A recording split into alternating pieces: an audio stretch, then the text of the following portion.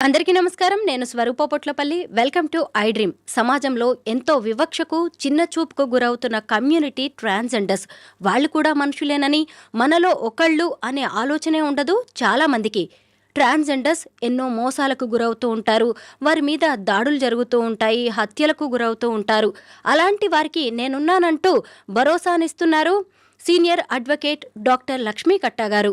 వారికి ఎన్నో రకాలుగా న్యాయపరంగా సహాయ సహకారాలు అందిస్తున్న లక్ష్మీ కట్టా గారితో ఇప్పుడు మాట్లాడదాం. మేడం నమస్తే. నమస్తే. మీరు ట్రాన్స్జెండర్స్కి ఎంతో అండగా నిలుస్తున్నారు, భరోసానిస్తున్నారు. ముందుగా మీ ఎల్ఆర్ ఫౌండేషన్ గురించి తెలుసుకుందాం. ఎలాంటి కార్యక్రమాలు చేస్తూ ఉంటారు మేడం? ఎల్ఆర్ ఫౌండేషన్ అంటే లైఫ్ అండ్ రిలేషన్షిప్స్. ఎందుకంటే నేను ఎక్కువ ఫ్యామిలీ మ్యాటరు, మానసికంగా దెబ్బతిన్న వాళ్ళకి, అంటే లవ్లో కానీ పెళ్ళిలో కానీ సామాజికంగా దెబ్బతినడం అంటే అది డిఫరెంట్, ఫైనాన్షియల్లో అది.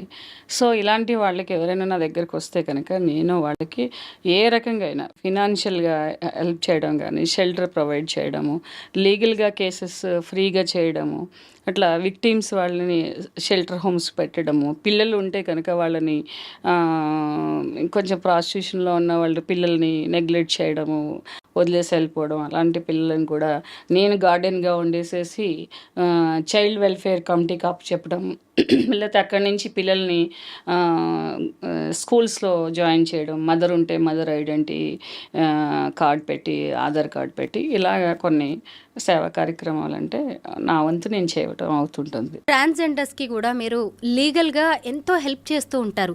అసలు ఎలాంటి సమస్యలతో, బాధలతో వాళ్ళు మీ దగ్గరకు వస్తూ ఉంటారు? Trans women madam, trans womens ఎట్లాంటివి వస్తారంటే, మనకి కనిపించేది ఒక 10-15% అంటే 100% వాళ్ళకి బాధలు ఉన్నాయి. అంటే అన్ని రకాలుగానే బాధలు ఉన్నాయి. అంటే పేరెంట్స్ యాక్సెప్ట్ చేయరు, డబ్బులు కావాలి. బ్రదర్స్ యాక్సెప్ట్ చేయరు, వాళ్ళకి డబ్బులు కావాలి. సో రూమ్స్ అద్దెకి ఇవ్వరు. సో కమ్యూనిటీలో వాళ్ళకి కొంచెం సీనియర్ జూనియర్ ప్రాబ్లమ్స్ ఉంటాయి.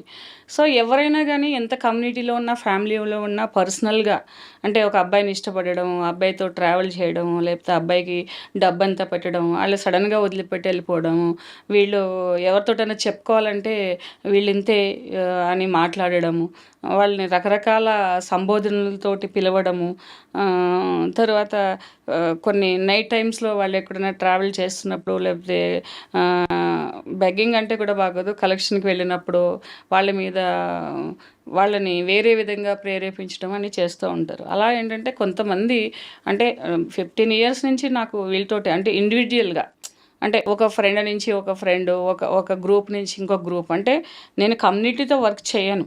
సో ఇండివిజువల్గా ఎవరైనా నా దగ్గరికి వస్తే కనుక వాళ్ళకి నేను ఎవరైనా కనిపిస్తే కూడా ఫోన్ నెంబర్ ఇచ్చి, మీకు ఏదైనా ప్రాబ్లం ఉంటే మీరు అడ్వకేట్ అని అడిగితే, అవును ఏదైనా మీకు ప్రాబ్లమ్స్ ఉంటే నాకు కాల్ చేయండి, నేను ఫ్రీగా చేస్తానని చెప్పి అట్లా కూడా నేను చాలామందికి దగ్గర అవ్వడం జరిగింది. అలా కొన్ని ప్రాబ్లమ్స్కి కౌన్సిలింగ్తో పాటు కొన్ని లీగల్ ప్రాబ్లమ్స్ ఏమైనా ఉంటే డెఫినెట్గా పెళ్ళిళ్ళ విషయంలో కూడా రీసెంట్గా వాళ్ళు అంటే లైఫ్ స్టైల్ చేంజ్ అయింది, ఫిజికల్గా పూర్తి ఫెమినిటీతో ఉంటున్నారు, అంటే హాఫ్ లాగా కాకుండా. చాలామందిని అయితే అసలు గుర్తుపట్టలేము మనం. సో ఇవన్నిటికీ కూడా వాళ్ళు ఎలా చేస్తారు, ఎలా ఉంటారు, వాళ్ళు డే రొటీన్ ఎట్లా ఉంటుంది, నైట్ రొటీన్ ఎట్లా ఉంటుంది, వాళ్ళ మైండ్ ఎట్లా ఉంటుంది, పిల్లల పట్ల వాళ్ళు ఎలా ఉంటారు, నైబర్స్ పట్ల ఎట్లా ఉంటారు, ఫ్రెండ్స్తో ఎలా ఉంటారు అనేది నేను చేస్తాను, కనుక్కుంటాను. ఈ ట్రాన్స్జెండర్స్ అనేవాళ్ళు ప్రేమ కోసం తప్పిస్తూ ఉంటారు కదా. ఎవరైనా కాస్త ప్రేమ చూపించగానే, ప్రేమిస్తున్నాము అనగానే నమ్మేస్తూ ఉంటారు. అలా పెళ్ళిళ్ళు చేసుకొని మోసపోతున్న వాళ్ళ సంఖ్య చాలా ఎక్కువగా ఉంది ట్రాన్స్జెండర్స్లో. మనం ఈ మధ్య కాలంలో చూసిన అంకితా రాజ్, ఒక అతను రాజ్ కుమార్ అనే అతను అంకిత అనే ట్రాన్స్జెండర్ని పెళ్లి చేసుకున్నాడు. వాళ్ళిద్దరు కాపురం పెట్టారు. ఎన్నో వీడియోస్, ఇంటర్వ్యూస్ ఇచ్చారు. ఇప్పుడు చూస్తే ఇద్దరు విడిపోయినట్టుగా తెలుస్తోంది. అంకిత కూడా తన సోషల్ మీడియా అకౌంట్స్ నేమ్స్ అన్నీ కూడా మార్చేసింది, అంకిత నాయుడు అని చెప్పి. ఇలా ఎందుకు జరుగుతోందంటారు? ఎందుకు జరుగుతుంది అని అంటే, వాళ్ళిద్దరికీ మధ్య నుండే ఆ వ్యక్తిగత విషయాలు అయితే మనకు తెలియదు, కానీ జరగడానికి ఛాన్సెస్ అయితే ఎక్కువ ఉన్నాయి. ఎందుకంటే అప్పటి వరకు వాళ్ళు ఒక లైఫ్ స్టైల్‌కి అలవాటు పడి ఉంటారు. అంటే ఒక చిన్నప్పటి నుంచి ఐసోలేటెడ్ లైఫ్ ఉంటుంది వాళ్ళకి. అంటే అందరితో ఉన్నా గూడా ఒంటరిగా ఫీల్ అవుతూ ఉంటారు. సో, కొన్ని ఏంటంటే ఆహ్, అదే వాళ్ళకి చాలా మెడికల్ కౌన్సిలింగు ఇప్పుడు వాళ్ళకి ఒక థెరపీ సెంటర్స్‌లా వచ్చి వాళ్ళు కౌన్సిలింగ్ చేయడము ఇవన్నీ కూడా ఉన్నాయి. సో, వాళ్ళేంటంటే ఆ లైఫ్ స్టైల్‌కి అలవాటయిపోయాక అంటే కొంచెం ఫ్రీడమ్‌గా ఉంటారు వాళ్ళు. జనరల్‌గా ఒక వాళ్ళని చూసి భయపడడము అంటే విమెన్ క్వాలిటీస్ ఉండవు అని అంటారు గానీ, కొంచెము ఆ క్వాలిటీస్ అంటే బయోలాజికల్‌గా కొంచెం వస్తూ ఉంటది. ఆ ఇండిపెండెన్స్ మామూలు వైఫ్ అండ్ హస్బెండ్ మధ్యనే కొన్ని నచ్చవు. ఇలాంటి ట్రాన్స్‌జెండర్‌లో అది ఎక్కువగా ఉంటది. కానీ చాలామంది అంకితా రాజ్ విషయం అయితే నాకు తెలీదు ఆళ్ళ పర్సనల్ లైఫ్ గాని.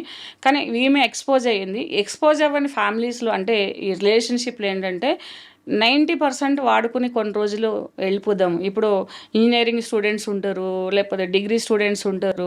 లేదా జాబ్ చేయటానికి వేరే ఊరు నుంచి ఇక్కడికొస్తారు. వీళ్ళకి ఫేస్‌బుక్‌లోని, ఇన్‌స్టాగ్రామ్‌లోనే పరిచయం అవుతారు.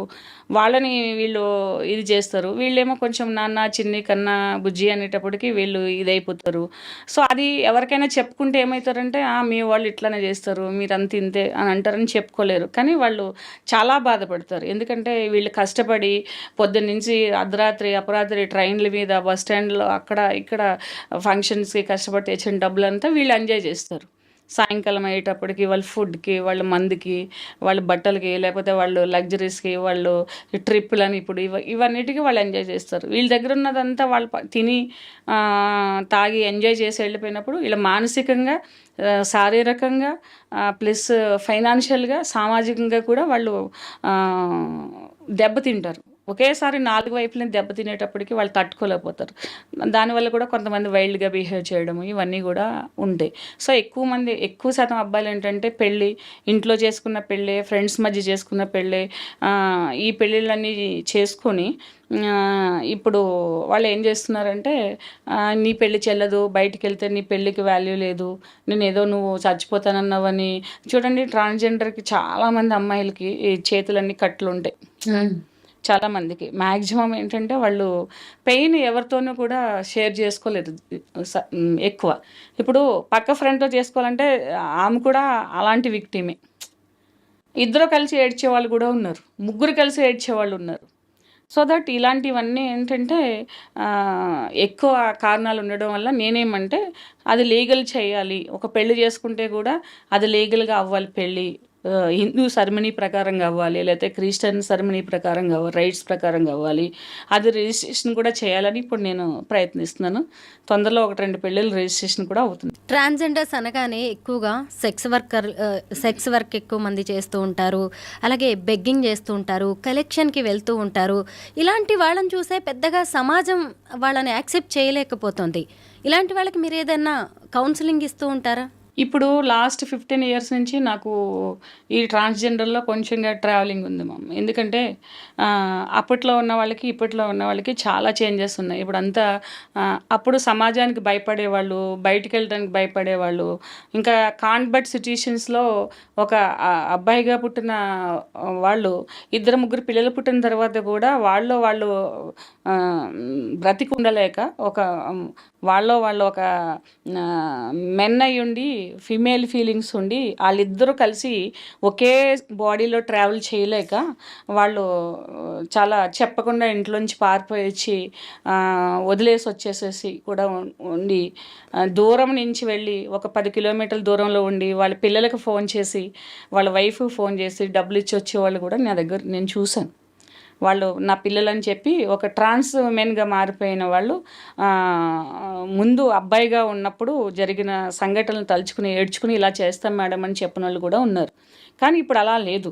ఎందుకంటే ఎప్పుడైతే సోషల్ నెట్వర్క్ బాగా ఇదయిందో, అందరికి అందుబాటులో వచ్చిందో, ఎక్కడ ఆపరేషన్ చేస్తారు, ఎన్ని రకాల ఆపరేషన్స్ ఉన్నాయి, హార్మోన్స్ అంటే ఎలా తీసుకోవాలి, ఎయిర్ ఎలాగా లేడీలా పెట్టుకోవాలనేది అంటే పూర్తి ఫెమినిటీతో ఉంటున్నారు ఇప్పుడు వాళ్ళు. వాళ్ళు.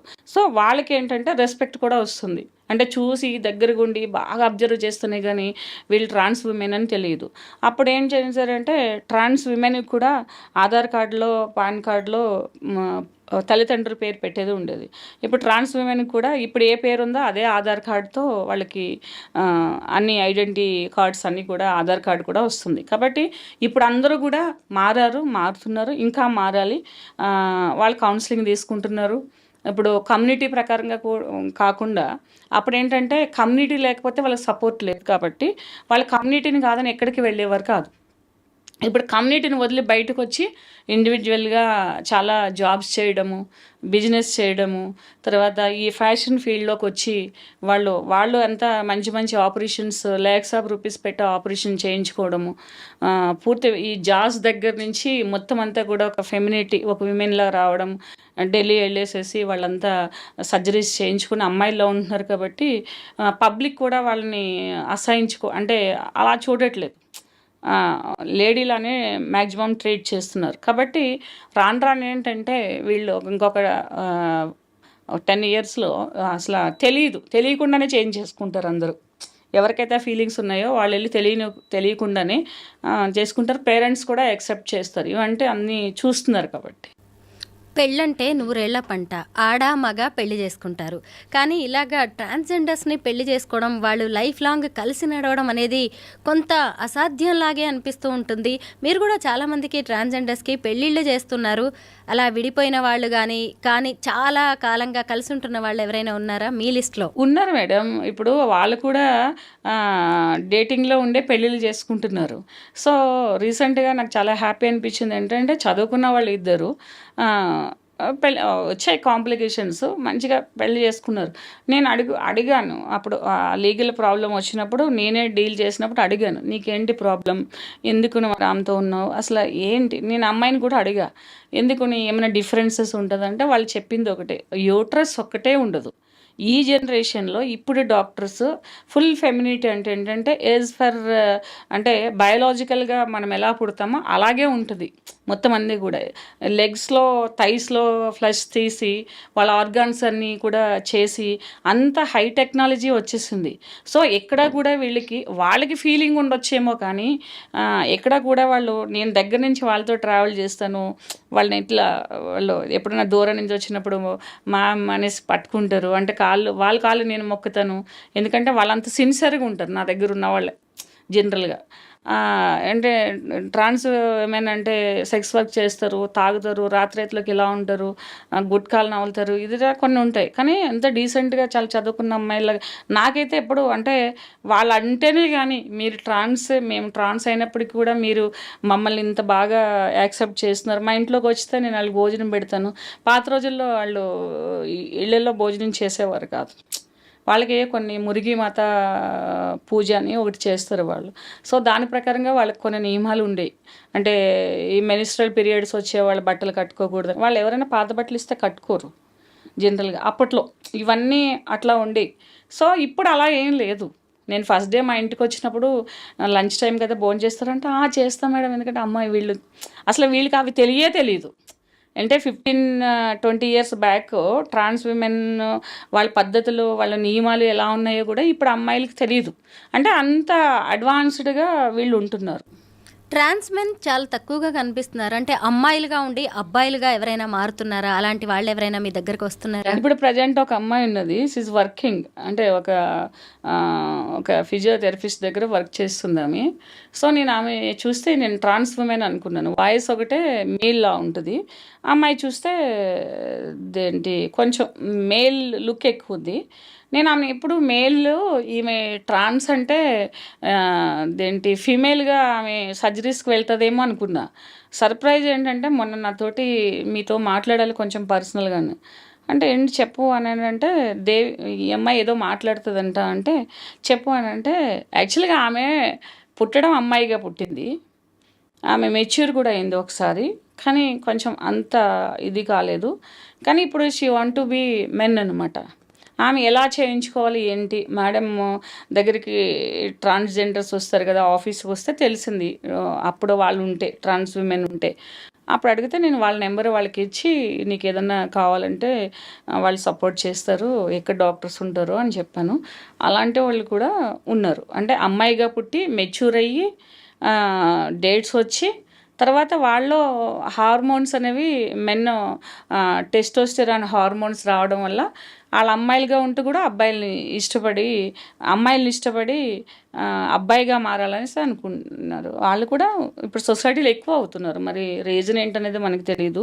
అంటే పాత రోజుల్లో బయటపడలేదా, లేకపోతే ఇప్పుడు వస్తున్నారా, లేదా ఇప్పుడు ఎక్కువ పెరుగుతున్నారని తెలియదు. రీసెంట్గా అది కూడా ఒకటి నా దగ్గరికి వచ్చింది. నేను కూడా ఫస్ట్ అనుకున్నా, నాకు అది తెలియదు. సో కూర్చోబెట్టి మాట్లాడితే తను చెప్పింది ఏంటంటే, నేను అమ్మాయిగానే పుట్టాను, అంతా అమ్మాయిలానే ఉన్నాను ఇప్పటికీ కూడా, నేను మెచ్యూర్ కూడా అయ్యాను, కానీ నేను ఇప్పుడు ఏమంటూ చేంజ్ మై జెండర్. లక్ష్మి గారు, మీరు ఒక సీనియర్ లాయర్, ఎన్నో కేసెస్ డీల్ చేస్తూ ఉంటారు. హ్యూమన్ రిలేషన్స్ ఈ రోజుల్లో మరీ దారుణంగా తయారవుతున్నాయి. మిమ్మల్ని బాగా బాధ పెట్టిన ఏదైనా కేసు ఉందా, ఎప్పటికీ గుర్తుండిపోయి ఏంటి ఇలా తయారవుతున్నారు అందరూ అని మీకు అనిపించే కేసు ఏదైనా ఉందా? మ్యామ్, దాదాపు నేను 18 years నుంచి మొత్తం ఇదే ఫ్యామిలీ మ్యాటర్స్ మాత్రమే ఎక్కువ చేస్తాను. నేను దగ్గరికి ఎంతోమంది లేడీస్ లేకపోతే మగవాళ్ళు కేసుల గురించి వచ్చిన వాళ్ళు ఉన్నారు. జనరల్గా ఏంటంటే, యూఆర్ బికమ్ ఏ మదర్, మన పిల్లల మీద చాలా ప్రేమ ఉంటుంది. సో ఏది చేస్తున్నా కూడా పిల్లల మీద ఉంటుంది. ఇప్పుడు నవ్వే డేస్ ఏంటంటే అమ్మాయిలు పిల్లలను కూడా వదిలేసి వెళ్ళిపోతున్నారు. సో రీసెంట్గా చాలా బాధపడిన ఇదేంటంటే, ఒక చిన్న బేబీ, 4 years బేబీ, మాటలు కూడా సరిగా రావు. ఆ మదర్కి ఏంటంటే, నేను ఫ్యాషన్గా ఉండాలి, నేను లైఫ్ ఎంజాయ్ చేయాలి, నేను నా లైఫ్ ఏదో అయిపోయింది, ఎవరికో ఇచ్చి పెళ్లి చేస్తారు, ఇది నా లైఫ్ కాదు, నా లైఫ్ అనేది బయట ప్రపంచంలో ఉంది, వేరే అబ్బాయిలతో ఉంది, వేరే ఎక్కడో ఉంది అనుకొని అది ఉండి ఒక బస్ స్టాండ్లో ఆ పాపని వదిలేయాలనేసి ఏ అబ్బాయితో అయితే రిలేషన్లో ఉందో ఆ అబ్బాయితో మాట్లాడుకుంటే వాళ్ళ ఆటో డ్రైవర్లు విని యూనియన్ లీడర్కి ఫోన్ చేసి, యూనియన్ లీడర్ ఏమో 100కి ఫోన్ చేసి, 100 నుంచి ఏమో ఎస్ఐ దగ్గర వచ్చి ఎస్ఐ వాళ్ళని పట్టుకెళ్ళి, నీ కేసు ఎవరు చూస్తున్నారంటే లక్ష్మి మేడం అంటే, అర్ధరాత్రి ఆయన నాకు ఫోన్ చేసి, నేను లిఫ్ట్ చేయలేదు, సైలెంట్లో ఉంది. మళ్ళీ ఎర్లీ మార్నింగ్ ఏంటి నెంబర్ రాత్రి వచ్చింది ఇప్పుడు వచ్చిందని చేస్తే, నేను ఇలా పలాని ఎస్ఐని మాట్లాడుతున్నాను, పలాని లేడీ మీ క్లయింట్ అంట కదా, మీ దగ్గర డైవర్స్ నడుస్తుందంట కదా అనంటే, వాళ్ళ పాపను వదిలేయాలనేసి బస్ స్టాండ్లో ఇది చేస్తున్నారు అనేసి ఆ పాపని ఆయన ఒక 150 kilometers నుంచి ఇక్కడికి నా దగ్గరకు పంపించి, పాపని మీకు హ్యాండ్ ఓవర్ చేస్తేనే వాళ్ళ బండి నేను ఇస్తాను అని చెప్తే, పాపని ఆటోలో తీసుకొస్తే ఆ పాప ఆకలి అనేసి ఏడుస్తుంది మేడం. తర్వాత తెలిసింది, ఆ పాపకి స్నానం చేసినప్పుడు గిల్లుతుందంట, ఆ పాపని ప్రైవేట్ పార్ట్స్ పట్టుకుని గిల్లుతుందంట. ఆ రోజుకి నా దగ్గర వచ్చిన రోజుకి 1 month అయిందంటే హెడ్ బాత్ చేపించి. అయ్యో పాపం అన్నం పెడితే కూడా ఆ అమ్మాయి వాళ్ళ అమ్మ దగ్గరికి వెళ్ళి కూర్చుని తింటుంది. బిస్కెట్స్ ఇస్తే వాళ్ళ అమ్మ దగ్గర, కానీ వాళ్ళ అమ్మ వదిలేయాలని అనుకుంటుంది. అది ఎంత బాధ అంటే నాకు నిజంగా ఏంటో అసలు ఒక 2-3 days ఆ తల్లి ఏం చెప్పినా అర్థం కాదు. ఇంకా మా ఇంట్లో మేడ్స్ కూడా తిట్టేస్తారు, అవతలకు పో నువ్వు అది ఇది అని చెప్పేసేసి. అంటే ఏదో అమ్మ జ్యోతి ఫౌండేషన్ ఉంది, ఆ ఫౌండేషన్కి ఇచ్చేస్తానంటది, అదంటది ఇదంటది. తర్వాత పెద్ద కథ అయింది. కానీ ఇలాంటిది అది చాలా బాధ. ఎందుకంటే పిల్లలు లేరని డైవర్స్ తీసుకునేవాళ్ళు, పిల్లల కోసం నేను ఒక 15 lakhs ఖర్చు పెట్టాను అనేవాళ్ళు.